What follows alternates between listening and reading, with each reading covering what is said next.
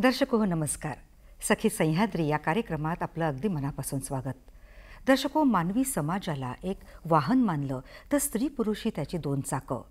ही दोन्ही चाकं सशक्त आणि मजबूत असणं गरजेचं.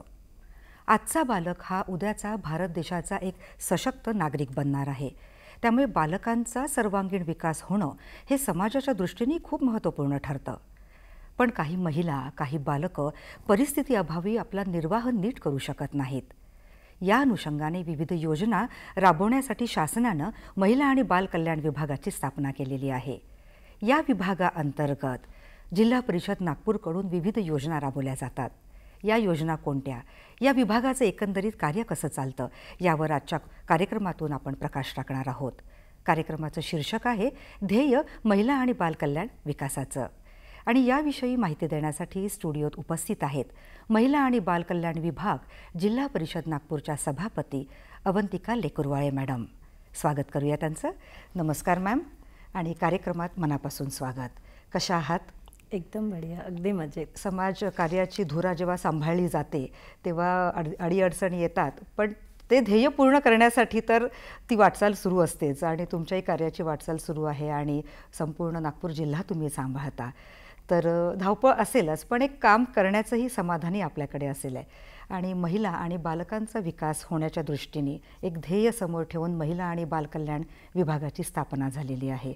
तर आम्हाला सुरुवातीला या विभागाची संरचना कशी असते याबद्दल सांगा ना. अगदी अगदी महिलांना जर कुठलंही काम करायचं म्हटलं तर मग ते सामाजिक क्षेत्र असो, राजकीय क्षेत्र असो किंवा नोकरी पेशातील क्षेत्र असो, पुरुषप्रधान संस्कृतीमध्ये पुरुषांच्या तुलनेमध्ये महिलांना अधिक एफर्ट्स हे टाकावेच लागतात. हो, परंतु आपण जर तसं बघितलं तर महिला बाल कल्याण विभागाची जी संरचना शासनाच्या मार्फत करण्यात आलेली आहे त्याच्या मागचं मूळ ध्येय असं आहे की समाजातील सर्व तळागाळातील ज्या महिला आहेत त्या महिलांचं सक्षमीकरण झालं. खऱ्या अर्थाने एक पुरुष सक्षम झाला तर तो एकटा सक्षम होतो. परंतु एक महिला सक्षम झाली तर संपूर्ण एक कुटुंब सक्षम होतं.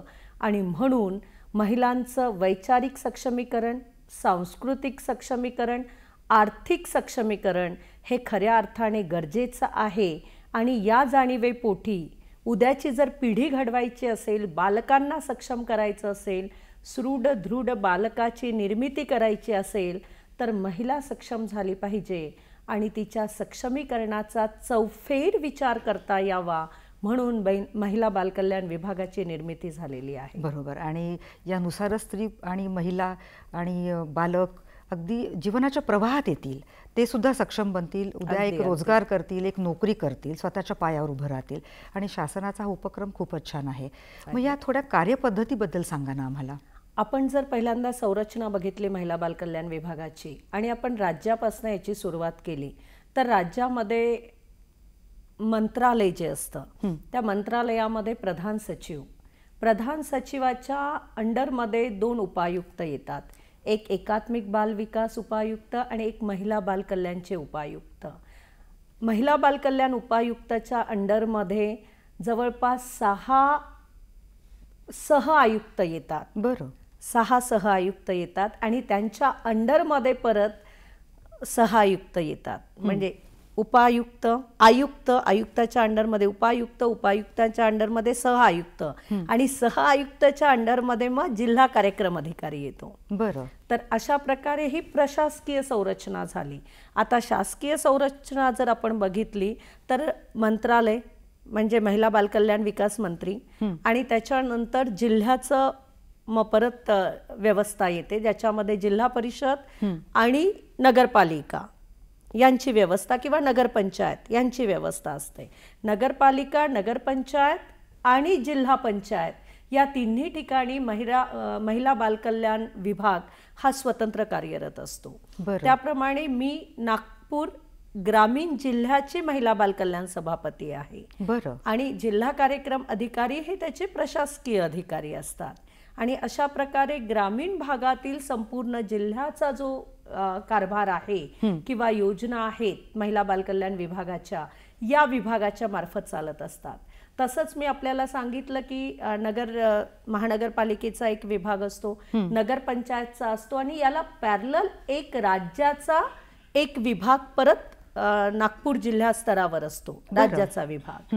तर अशा प्रकारे ही संरचना असते आणि ही चालत असते. बरं, आणि कार्यपद्धती तशाच पद्धतीने तुम्ही करता? कार्यपद्धतीमध्ये परत असतं की कार्यपद्धतीमध्ये प्रशासकीय कार्यपद्धती एक वेगळी आणि शासकीय कार्यपद्धती एक वेगळी. जिल्हा परिषदला जर आपण उदाहरण दिलं तर जिल्हा परिषदच्या माध्यमातून जिल्हा परिषदेमध्ये जे सदस्य संपूर्ण नागपूर जिल्ह्यामध्ये 58 जिल्हा परिषद सदस्य असतात आणि ते 58 जिल्हा परिषद सदस्य त्यांच्या कॉन्स्टिट्युन्सीमधनं निवडून येतात. ते निवडून आल्यानंतर जिल्हा पातळीवर जिल्हा परिषदेची शासकीय संरचना होत असते. यामध्ये अध्यक्ष उपाध्यक्षाची निवड होते आणि त्यासोबतच 4 विभागाचे विषय समितीचे सभापती निवडल्या जातात.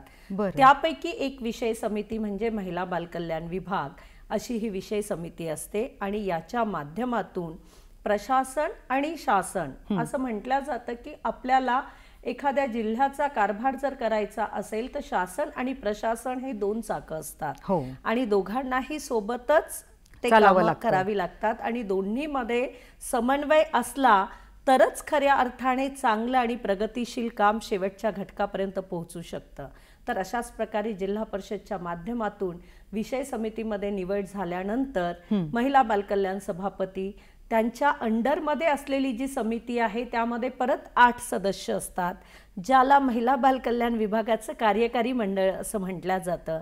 आणि त्या समितीच्या माध्यमातून जे निर्णय आपल्याला घ्यायचे असतात ही फक्त सभापती म्हणून तो एकट्याचा निर्णय कधीच नसतो, तर त्याचे पण अंमलबजावणीचे स्टेजेस असतात.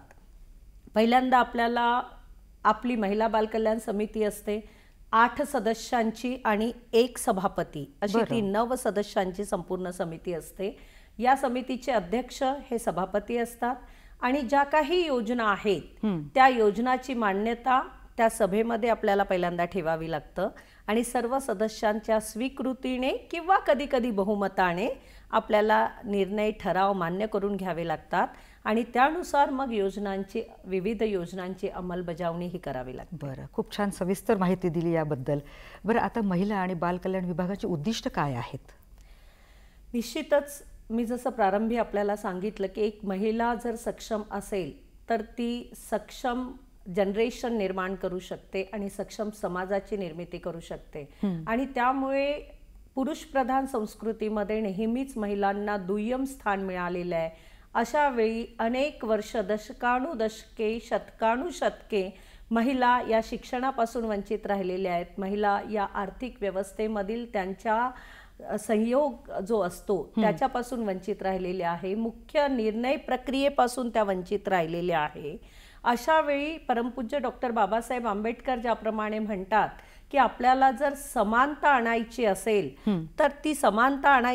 तर ज्या घटकाला आधीपासून विशेष प्राधान्य मिळालेलं आहे त्या घटकाच्या तुलनेत मागासलेल्या घटकाला जर आपल्याला प्राधान्य द्यायचं असेल तर त्याला कुठेतरी अप्पर हँड द्यावा लागेल, म्हणजे तो समाजामध्ये समानतेला येईल. आणि म्हणून पुरुषप्रधान संस्कृतीमध्ये अनेक दशकानुदशक शतकानुशतक ज्याप्रमाणे पुरुषांना प्राधान्य होतं, मग ते शिक्षण व्यवस्था असो, आर्थिक व्यवस्था असो, व्यवसाय असो किंवा नोकरी असो, तर त्याप्रमाणे पुरुषांना प्राधान्य असल्यामुळे आज जर आपल्याला माणूस म्हणून महिलेला समानता द्यायची असेल तर तिला समानतेवर आणण्यासाठी आपल्याला वेगळी काहीतरी उपाययोजना करावी लागेल, तर ती समानतेच्या दिशेने किंवा समानतेकडे वाटचाल करू शकेल.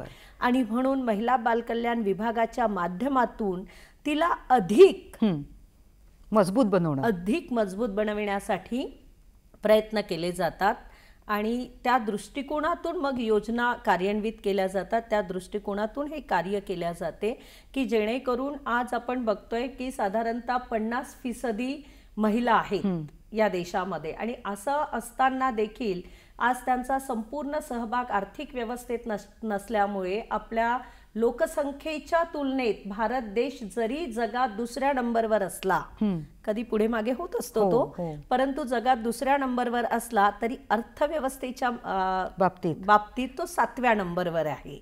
याचं कारण असं आहे की जवळपास 50% असलेल्या या ज्या महिला आहेत यांचा संपूर्ण सहभाग हा अर्थव्यवस्थेमध्ये नसल्यामुळे आपल्या भारताची अर्थव्यवस्था जागतिक पातळीवर 7व्या नंबरवर आहे.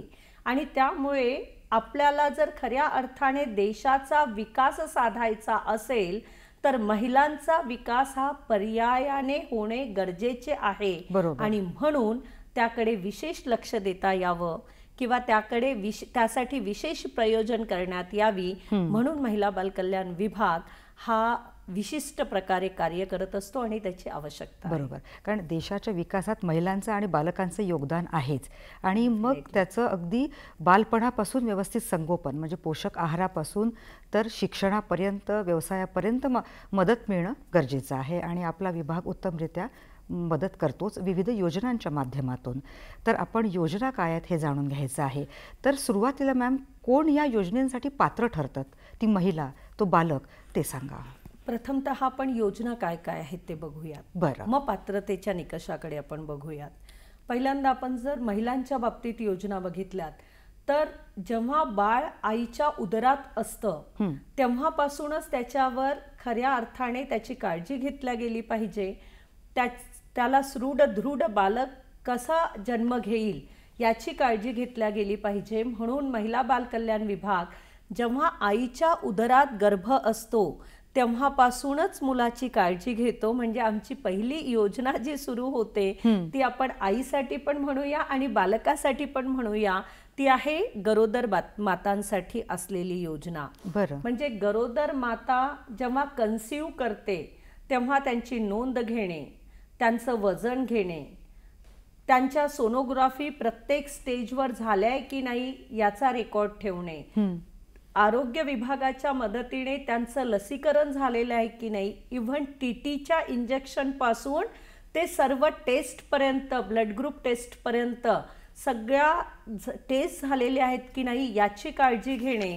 त्यासोबतच आईला विशेषतः आहाराच्या बाबतीत सूचित करणे की आहार हा कसा घेतला जावा.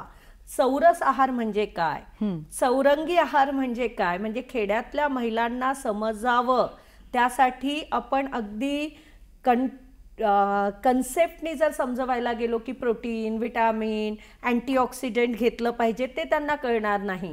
त्यामुळे रंगाच्या माध्यमातून आहार चौरंगी कसा असावा, 4 रंगांचा आमच्या आहारात कसा समावेश असावा इथून त्यांना सांगितलं जातं. तर प्रत्येक गरोदर महिलेनी दिवसातनं 4 वेळा जेवण घेणं गरजेचं आहे.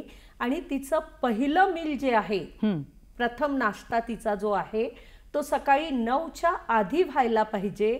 यापासनं सर्व बाबींकडे लक्ष गावातील अंगणवाडी सेविका जी महिला बाल कल्याणचा घटक असते ती याकडे विशेषतः लक्ष देते. आणि त्यासाठी आपण त्यांना आहार देखील प्रोव्हाइड करतो. दर 2 महिन्यांनी पौष्टिक आहार महिलांपर्यंत, गरोदर महिलांपर्यंत पोहोचविण्याचं काम आपण करतो. की एखाद्या वेळेस जर ग्रामीण भागामध्ये जी दारिद्र्य रेषेखालील महिला आहेत किंवा गरिबीची परिस्थिती आहे अशा वेळी महिलांसाठी विशेषतः आहाराचे प्रयोजन हे एखाद्या कुटुंबाच्या आर्थिक नियोजनामध्ये असू शकत नाही. आणि म्हणून महिलांसाठी आहार देण्याचं काम महिला बालकल्याण विभाग करत असतं. दर 2 महिन्यांनी त्यांना पौष्टिक आहार अंगणवाडीच्या माध्यमातून दिला जातो. ही पहिली योजना झाली. अवंतिका मॅडम, पुढे योजना जाणून घ्यायचं आहेत पण ब्रेकची वेळ झालेली आहे. दर्शको हो, कार्यक्रमात घेऊया एक छोटासा ब्रेक. कुठेही जाऊ नका, पाहत राहा कार्यक्रम सखी सह्याद्री.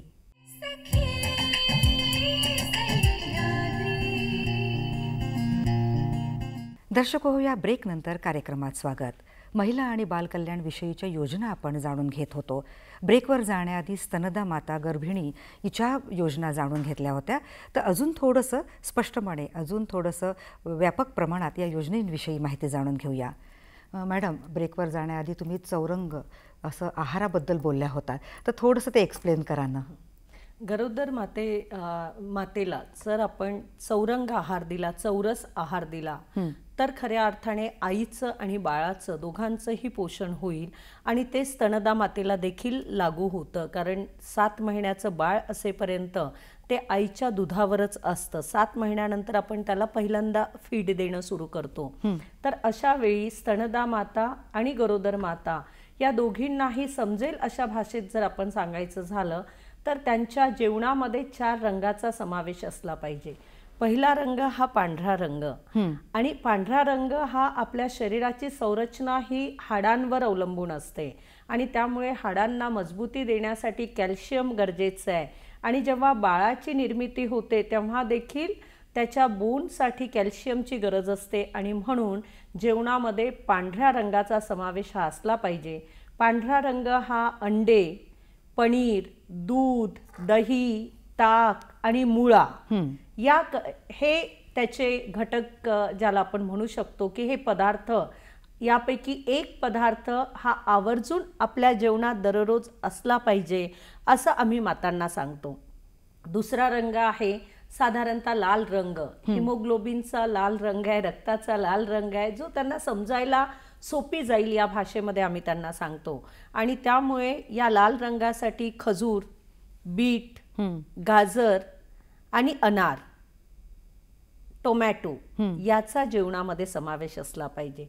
आणि टोमॅटो हे शिजलेलं नाही तर कच्चं, म्हणजे शिजलेले तर तुम्ही घ्याच पण कच्चं टोमॅटो, म्हणजे यापैकी एक पदार्थ हा आपल्या जेवणामध्ये असला पाहिजे असं आवर्जून त्यांना सांगितलं जातं. मग तिसरा रंग आहे पिवळा रंग, जो प्रोटीन देत असतो. पिवळा रंग आपण अंड्यातील पिवळा भाग हा त्याचा एक हे झाला, पण त्या व्यतिरिक्त सगळे पल्सेस म्हणजे जेवढ्या डाळी आहेत त्या डाळीचा बहुतांश रंग हा पिवळा असतो.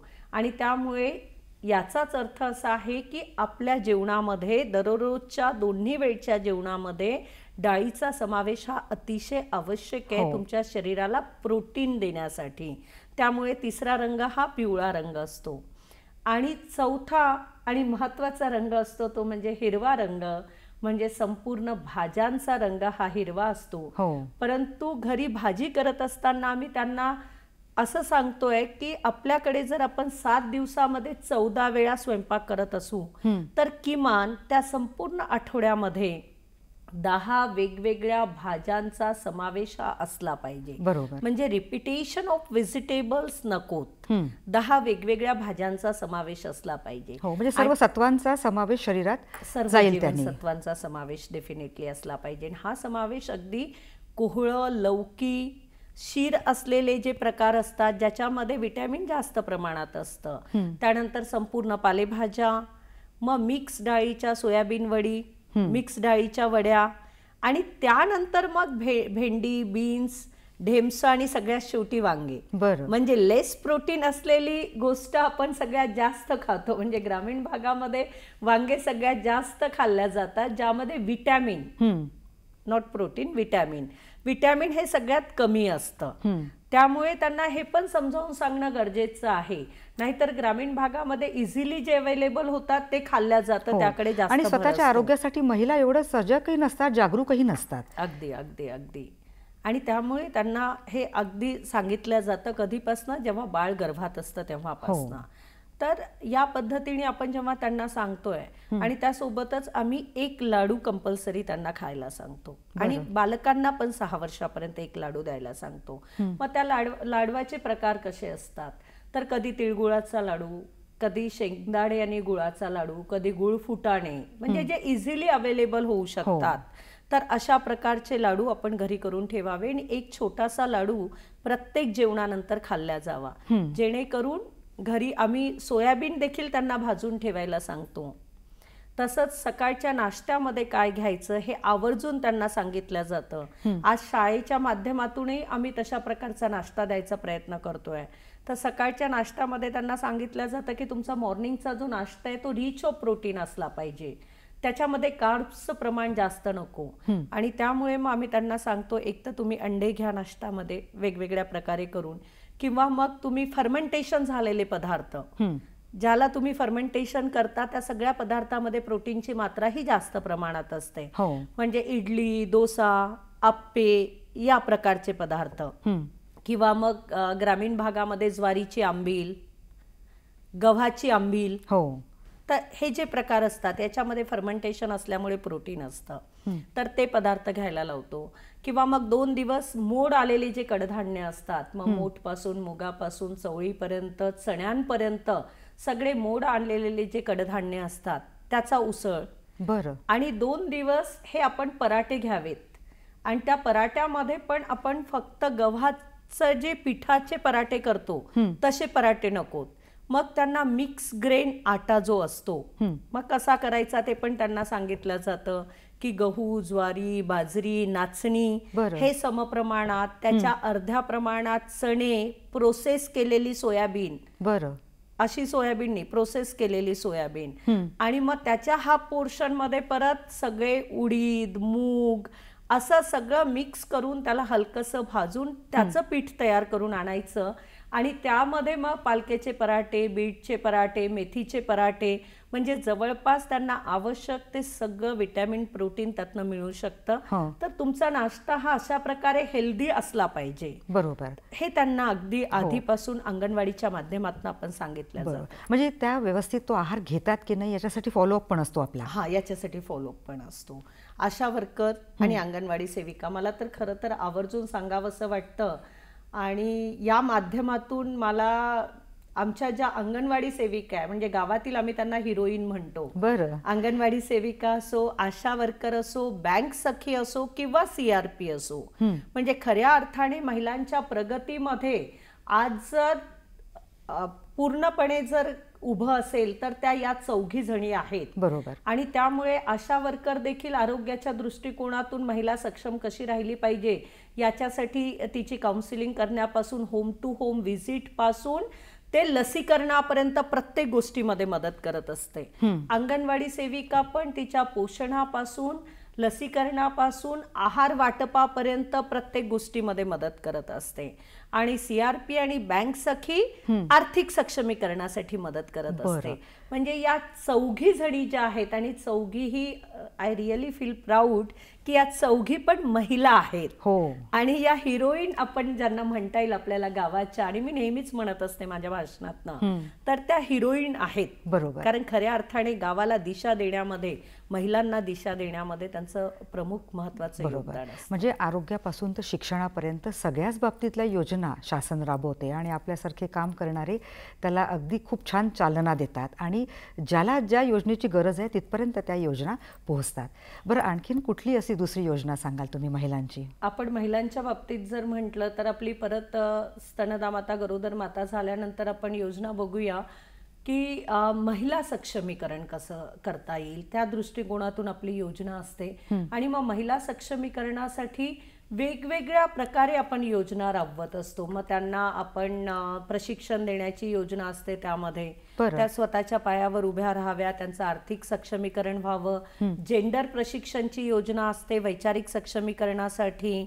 त्यानंतर इव्हन सॅनिटरी नॅपकिन पासनं, म्हणजे ग्रामीण भागामध्ये आपण बघतोय की महिला स्वतःच्या प्रकृतीबाबत फारशी गंभीर असल्याचे दिसून येत नाही.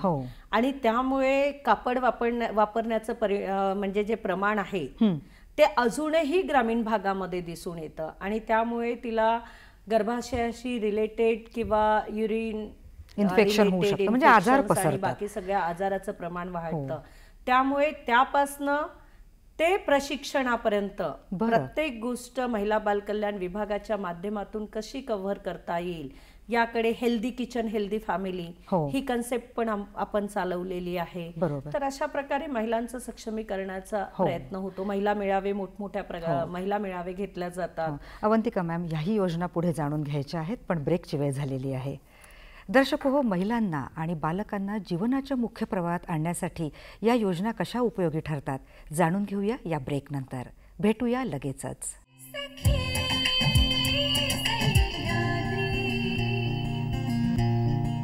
दर्शक हो, या छोट्याशा विश्रांतीनंतर कार्यक्रमात पुन्हा एकदा आपलं स्वागत आहे. ध्येय महिला आणि बाल कल्याण विकासाचं या शीर्षकाअंतर्गत अवंतिका लेकरुवाळे मॅडम यांच्याशी आपण बातचीत करत आहोत आणि महत्त्वपूर्ण योजनेंविषयी माहिती जाणून घेत होतो. या योजना जाणून घेऊया. अवंतिका मॅम, आता भरपूर योजना या विभागातर्फे चालवण्यात येतात, जसं सुरुवातीला तुम्ही सांगितलंच आहे. तर आता प्रशिक्षण आणि रोजगार निर्मिती हाही एक मुद्दा खूप महत्त्वपूर्ण ठरतो. तर कशा पद्धतीने तुम्ही महिलांना रोजगार देता, काय शिक्षण त्यांना देतात की त्या स्वतःच्या पायावर उभं राहू शकतील? वेगवेगळ्या पद्धतीच्या योजना ज्या आहेत त्या महिला बालकल्याण विभागाच्या माध्यमातून चालवण्यात येतात. त्यामध्ये रुटीन आतापर्यंत ज्या वर्षानुवर्षापर्यंत चालवण्यात येत होत्या त्या म्हणजे संगणक प्रशिक्षण देणे महिलांना. कारण महिला जेव्हा नोकरी पेशासाठी बाहेर निघतात तेव्हा त्यांना कम्प्युटर एज्युकेशन फार आवश्यक आहे. त्यामुळे महिलांना आणि मुलामुलींना संगणक प्रशिक्षण ही एक योजना असते. यामध्ये शिवण क्लासची एक योजना असते की घरच्या घरी बसून ती आपलं काम करू शकते, संसार सांभाळू शकते आणि कपडे शिवण्याच्या माध्यमातून ती रोजगार पण करू शकते. त्यामुळे मशीन पण देणे, त्यांना शिलाई मशीन देणे महिलांना, पिको फॉलच्या मशीन देणे महिलांना, शेवई मशीन देणे आणि शिवण क्लासचं प्रशिक्षण देणे, फॅशन डिझायनिंगचं प्रशिक्षण देणे ही पण योजना राबविल्या जाते. त्यानंतर ब्युटी पार्लरचं प्रशिक्षण देणे, कारण आजकाल मला असं वाटतं की महिला फार कॉन्शियस झालेल्या आहेत स्वतःच्या सौंदर्याबाबत, स्वतःच्या राहणीमानाबाबत आणि ग्रामीण भागामध्ये देखील याला फार स्कोप आहे.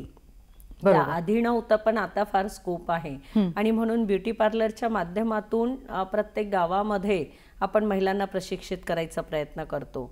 तसेच त्यासोबतच आम्ही एक नव्याने की प्रत्येक घरी आजकाल नवीन ट्रेंड आलेला आहे की यामध्ये आपण वाढदिवस साजरे करतो. मग अगदी घरातल्या लहान मुलांपासून ते मॅरेज अॅनिव्हर्सरी पासून एंगेजमेंट पर्यंत आणि आई वडिलांच्या वाढदिवसापर्यंत प्रत्येकच वाढदिवसाला आपण अॅनिव्हर्सरी असो, वाढदिवस असो, एंगेजमेंट असो, त्याला आपण हे करत असतो म्हणजे केक कटिंग करत असतो. आणि म्हणून मग महिलांना या बाबतीतही आपल्याला सक्षम करता येईल म्हणून केक बेकिंग प्रशिक्षण हे पण आपण ग्रामीण भागावर सुरू केलेलं आहे. आणि नागपूर जिल्ह्यामध्ये मी सभापती झाल्यानंतर याचे प्रशिक्षण फार मोठ्या प्रमाणात आपण केक बेकिंगचे प्रशिक्षण दिलेले आहेत. तर कॅन्डल मेकिंगचे प्रशिक्षण आपण देतो, कॅन्डल तयार करणे, कारण दिवाळीच्या वेळी हा कॅन्डलचा जो बिझनेस असतो फार मोठ्या प्रमाणात असतो. तर असे छोटे छोटे जे प्रशिक्षण आहेत की महिला घरच्या घरी व्यवसाय करू शकतील, म्हणजे कुठेतरी आपल्याला त्यांच्यामध्ये विचारांची पेरणी करावी लागेल. बरोबर. की जोपर्यंत तुम्ही, जसं आपण म्हणतोय की सावित्रीबाई फुले यांनी 9 मुलींना शिकवल्यानंतर आज लाखो मुली शिकत आहेत आणि त्यामुळे तो 9 मुलींना शिकवण्याचा जो प्रयत्न होता तो यशस्वी झाला म्हणून आज एवढ्या मुली शिकतायत. तर आपल्याला पहिल्यांदा ही पेरणी करावी लागेल की त्यांच्यामध्ये त्यांनी स्वतःच्या आयुष्यातील त्यांच्याच अधिकाराचा असलेला काही वेळ स्वतःच्या अस्तित्वासाठी द्यावा आणि आर्थिक सक्षमीकरणासाठी द्यावा. त्यासाठी त्यांना वैचारिकता आपल्याला ती त्यांची तयार करावी लागेल. आणि म्हणून आम्ही गावागावात जाऊन हे प्रशिक्षण घेतो. कारण मुळात मला वाटत नाही की लग्न झाल्यानंतर माझी बायको दुसऱ्या गावात जाऊन तिने शिक्षण घेतलं पाहिजे, प्रशिक्षण घेतलं पाहिजे, एवढा मोठा उदात्त जे भावना आहे ती जनरली आपल्याला ग्रामीण भागामध्ये दिसून येणार नाही. आणि त्यामुळे त्यांच्यापर्यंत पोहोचून आपण हे प्रशिक्षण द्यावं. तर तशा प्रकारे आपण ते प्रशिक्षण देत असतो आणि मग त्यासाठी आवश्यक साधने देखील देत असतो. ब्युटी पार्लरची चेअर असा म्हणा किंवा मग शेवईची मशीन म्हणा किंवा मग पिको फॉल मशीन म्हणा. तर अशा प्रकारे आपण त्यांना साधन पण उपलब्ध करून देतो. म्हणजे प्रशिक्षण आणि प्रोत्साहनाच्या माध्यमातून त्यांना स्वावलंबी बनवणं हा एक मुद्दा इथे दिसून येतो. बरं, आता 11 ते 18 वयोगट हा मुलींचा जर आपण विचार केला तर मग या मुलींबाबत काय तुम्ही उपाययोजना करता, काय योजना तिथे राबवल्या जातात? मी महिला बालकल्याण सभापती झाल्यानंतर मला वाटतं जिल्ह्यात, नागपूर जिल्ह्यात पहिल्यांदाच अशा प्रकारची आपण योजना राबवली की आपण जे बघतोय की देशामध्ये मुलींवर होणाऱ्या अत्याचाराचं वाढतं प्रमाण, त्याला जर थांबवायचं असेल तर आपल्याला त्यांना शारीरिकदृष्ट्या सक्षम करावे लागेल. आणि म्हणून जिल्हा परिषदच्या शाळांच्या माध्यमातून स्वयं सुरक्षा योजना ही योजना आपण सेल्फ डिफेन्स ही योजना आपण राबवली आहे, ज्यामध्ये कराट्याचं प्रशिक्षण देणे, आहाराचं प्रशिक्षण देणे, रेग्युलर एक्सरसाइज म्हणजे त्यांची फिजिकल स्ट्रेंथ वाढली पाहिजे म्हणून रेग्युलर एक्सरसाइज या प्रकारचं, आणि योगा मेंटल स्ट्रेंथसाठी.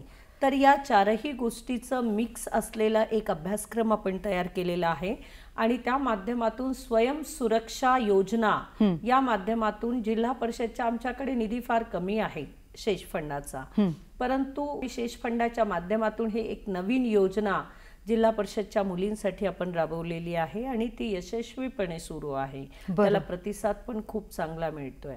दुसरं आहे किशोरवयीन मुलींना मार्गदर्शन, कारण मुली गावात राहतात, त्यांना गुड टच बॅड टच कळायला पाहिजे.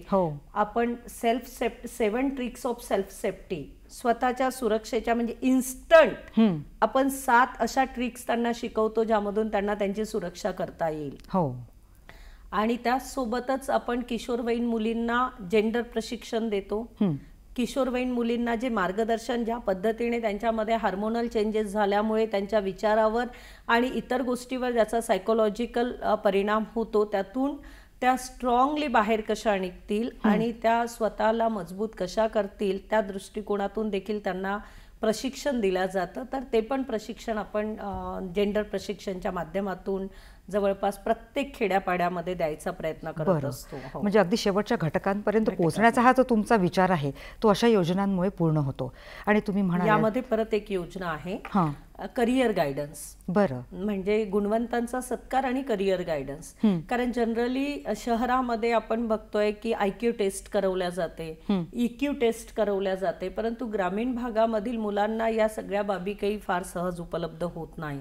त्यामुळे प्रत्येक तालुक्याच्या लेवलवर ग्रामीण भागातील मुलामुलींसाठी गुणवंतांचा सत्कार आणि करिअर गायडन्स हा कार्यक्रम राबवण्याचं काम देखील आपल्या विभागाच्या वतीने म्हणजे अतिशय चांगल्या पद्धतीने मी सभापती झाल्यापासून करण्यात येत. छान छान. आणि जसं प्रशिक्षण तुम्ही देता, त्यांना उत्पन्न मिळवण्यासाठी त्यांना प्रेरित करता आणि विविध, जसं तुम्ही ब्युटी पार्लरचं उदाहरण दिलं आहे, आणखीन सौर कंदील देता, सायकल देता, अशा तुमच्या योजना आहेत. तर एखाद्या महिलेला किंवा एखाद्या मुलीला जर व्यवसाय सुरू करायचा असेल तर आपला विभाग त्याला अनुदान देतं का? मला थोडीशी एक खंत आमच्या विभागाच्या बाबतीत ही वाटते की जे शासन निर्णय झालेले आहेत त्या शासन निर्णयामध्ये आम्हाला वैयक्तिक जर एखाद्याला मदत करायची असली, मग ती त्यांच्या आर्थिक सक्षमीकरणासाठी असो किंवा कुठलीही असो, तर आम्हाला 30,000 रुपयाच्या वर पैसे खर्च करता येत नाही. आणि जोपर्यंत या शासन निर्णयामध्ये बदल होत नाही तोपर्यंत खऱ्या अर्थाने महिलांचं आर्थिक सक्षमीकरण शक्य नाही. कारण आज 30,000 रुपयात कुठलाही व्यवसाय सुरू होऊ शकत नाही आणि त्यामुळे याची मर्यादा वाढणं गरजेचं आहे. परंतु आम्ही 30,000 रुपयापर्यंत जी मदत करता येते, कधी शेवई मशीन देतो आपण. यावेळी आम्ही अपंग महिलांना लॅपटॉपची योजना दिलेली आहे अपंग महिलांसाठी. तर अशा प्रकारे 30,000 रुपयापर्यंत मर्यादा असलेल्या योजना आपण वेगवेगळ्या, मग ब्युटी पार्लरची चेअर म्हणा, पिकोफॉलची मशीन म्हणा किंवा मग पत्रावळीची मशीन म्हणा, झेरॉक्स मशीन म्हणा, अशा कुठल्याही योजना देऊ शकतो. परंतु त्याची मर्यादा 30,000 रुपये एवढी आहे. पण जी काय मदत मिळते त्यामुळे ती तो व्यवसाय करू शकते आणि स्वतःच्या पायावर उभी राहू शकते, हाही एक मुद्दा महत्त्वाचा ठरतो. परंतु याला जर आपण थोडं लिमिट वाढवली आजच्या महागाईच्या याच्या अनुषंगाने, तर मला असं वाटतं की हे अधिक चांगल्या पद्धतीने करता येईल. परंतु ते आमच्या जिल्हा स्तरावर नाही आहे, त्यासाठी आम्हाला राज्याकडून मदत लागेल. आणखीन बालकांच्या योजना जाणून घ्यायच्या आहेत, पण ब्रेकची वेळ झाली आहे. दर्शको, कार्यक्रमात घेऊया एक ब्रेक, भेटूया लगेचच.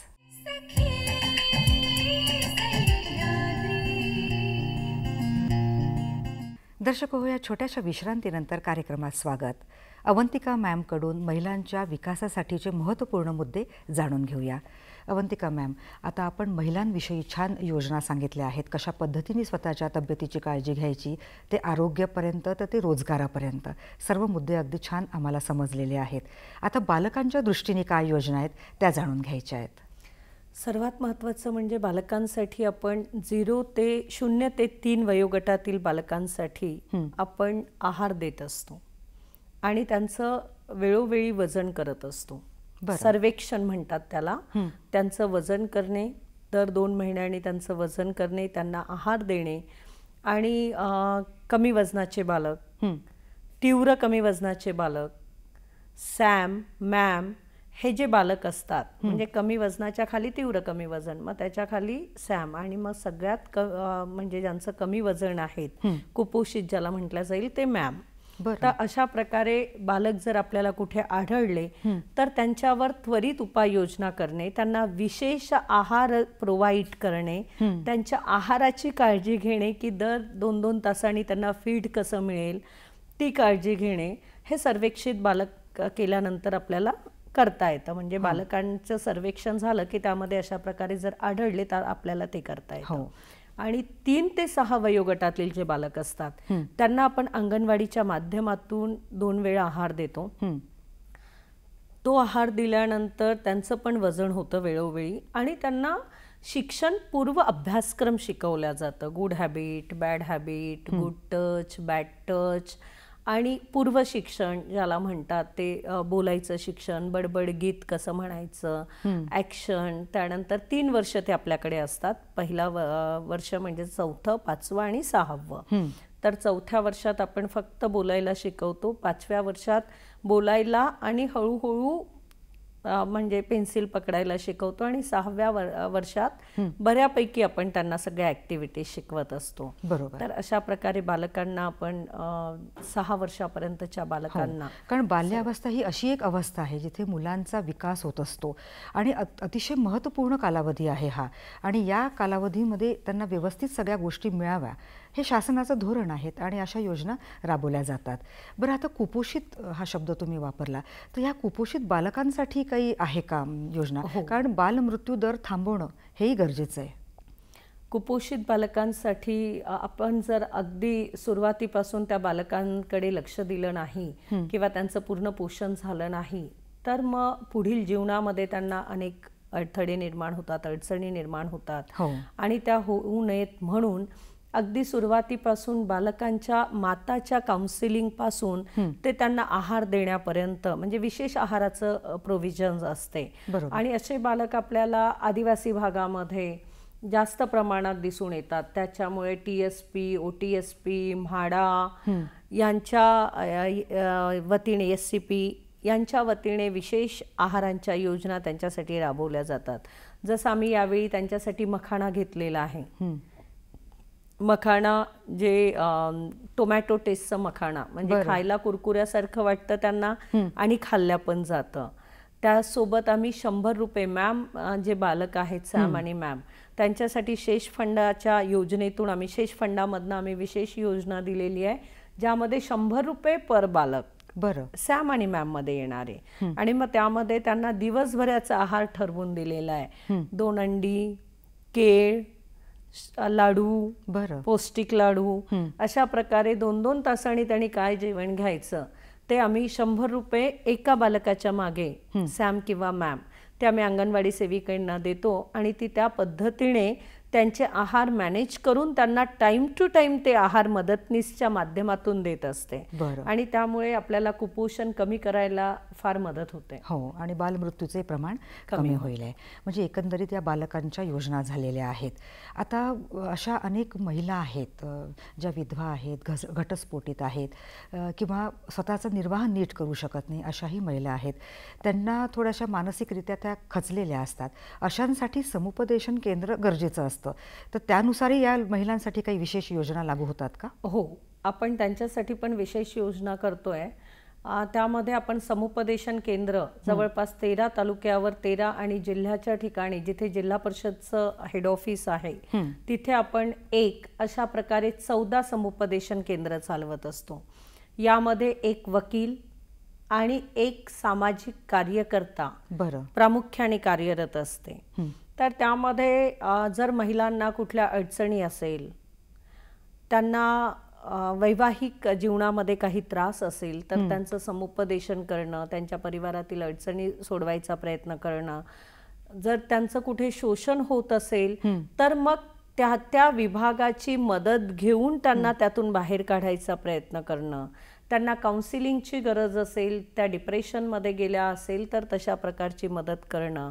तर ही एक प्रामुख्याने योजना चालवल्या जाते. आणि यामध्ये म्हणजे इव्हन त्यांना वकील देण्यापर्यंत जर त्यांना डिवोर्स घ्यायचाच असेल पहिल्यांदा तर त्यांचं कुटुंब वाचवायचा प्रयत्न केला जातो.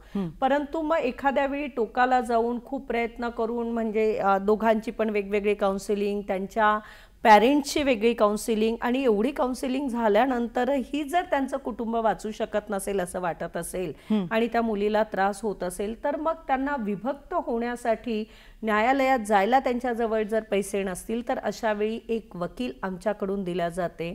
आणि सरकारमार्फत पण तसं प्रोव्हिजन आहे.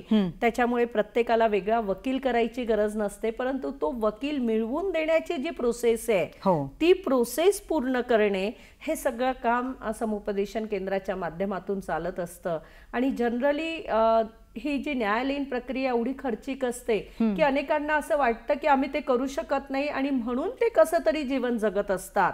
दडपणाखाली, ओझ्याखाली, अत्याचाराखाली ते जीवन जगत असतात. परंतु आपल्या या माध्यमातून मी सर्वांना सांगू पण इच्छिते, सर्व महिलांना, तळागाळातील सर्व महिलांना, की असं दबून पिचून जीवन जगायची गरज नाही. महिला बालकल्याण विभाग तुमच्यासाठी आहे. प्रत्येक तालुक्यावर तुमच्यासाठी एक समुपदेशन केंद्र आहे. आपल्याला फक्त त्याची मदत घ्यायची गरज असते. तसंच स्वाधार गृह म्हणून पण एक योजना चालते, ही स्टेटच्या मार्फत चालत असते. जसं मागच्या वर्षी आम्ही आपल्या जिल्ह्यामध्ये 6 बालविवाह थांबवले. बरं. आणि बालविवाह थांबवल्यानंतर एक माझ्याच म्हणजे कामठी विधानसभेमध्ये एक मंगरुळ म्हणून गाव आहे, तिथले आम्ही 2 बालविवाह थांबवले. आणि त्या मुलींना मग आपण त्या स्वाधार गृहात ठेवलं 2 महिनेपर्यंत. त्यांच्या पॅरेंट्सची काउन्सिलिंग केली, त्यांना समजावून सांगितलं. जोपर्यंत ते मानसिकदृष्ट्या प्रिपेअर्ड नाही झाले की हो मी माझ्या मुलींना शिकवायला तयार आहे, मी एवढ्या लवकर लग्न करणार नाही, तोपर्यंत आम्ही त्या मुलींना स्वाधार गृहात ठेवलं. आणि मग नंतर आम्ही त्या मुलींना त्यांच्या आईवडिलांना एक म्हणजे करारनामा करून त्या मुलींना त्यांच्या आईवडिलांकडे सुपूर्त केलं. म्हणजे बालविवाह थांबवण्यापासून ते अत्याचारित, पीडित महिलांना, मुलींना संरक्षण देण्यापर्यंत, त्यांना राहण्याची व्यवस्था देण्यापासून ते त्यांना स्टेबिलिटीपर्यंत, त्यांच्या वैचारिक उत्थानापर्यंत स्वाधार गृहामध्ये या प्रकारची मदत केल्या जाते. हे स्टेटच्या माध्यमातून, महिला बालकल्याण विभाग स्टेटच्या माध्यमातून चालू. पुढे जाणून घ्यायचंय पण ब्रेकची वेळ झालेली आहे. दर्शक हो, कार्यक्रमात घेऊया एक छोटासा ब्रेक. भेटूया लगेचच.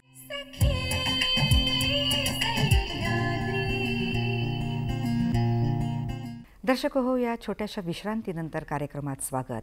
ध्येय महिला आणि बालकल्याण विकासाचं या शीर्षकाअंतर्गत अवंतिका लेकुरवाळे मॅडम यांच्याशी आपण चर्चा करत आहोत आणि चर्चेच्या शेवटच्या टप्प्यात आलेलो आहोत. जाता जाता महत्त्वपूर्ण मुद्द्यांवर प्रकाश टाकूया. अवंतिका मॅम, आता खूप छान पद्धतीने तुम्ही बालकांच्या, मुलींच्या, महिलांच्या योजनेवर प्रकाश टाकलेला आहे. पण आता या योजना सर्वसामान्य लोकांपर्यंत पोहोचणं गरजेचं आहे. जेव्हा त्याबद्दल माहिती असेल तेव्हाच त्या योजनेचा लाभ घेतला जाईल. तर कशा पद्धतीने तुमचा विभाग काम करतं, थोडक्यात जागरूकता कशी निर्माण करतं, काय सांगाल? एक योजना आपली ओघाओघात राहून गेलेली आहे, ते मी आवर्जून सांगू इच्छिते की बालसंगोपन योजना.